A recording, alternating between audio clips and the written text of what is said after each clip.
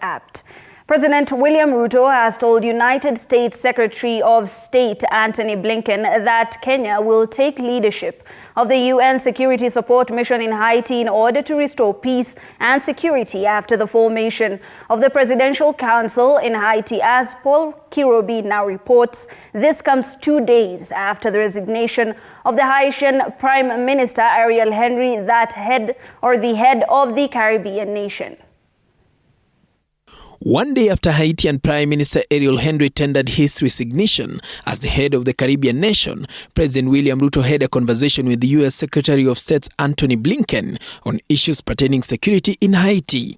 The head of state, in a snippet conversation via phone call, alluded that shortly after the formation of a new presidential council, whose main objective will be to manage the situation in Haiti, Kenya will be taking up the leadership of the UN Security Support Mission in Haiti to restore peace and security.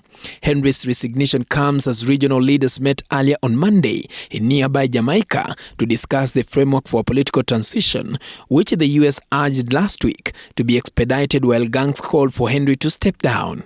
Earlier on, regional officials were engaged in talks involving members of Haiti's political parties, private sector, civil society, and religious groups aimed at establishing the transitional council that would pave the way to the first election since 2016. With allegations that many Haitians consider Henry as corrupt, he had repeatedly postponed elections, saying security must first be restored. The new council has been mandated to swiftly appoint an interim prime minister, and anyone who intends to run in Haiti's next elections will not be able to participate. Paul Kirobi, TV 47.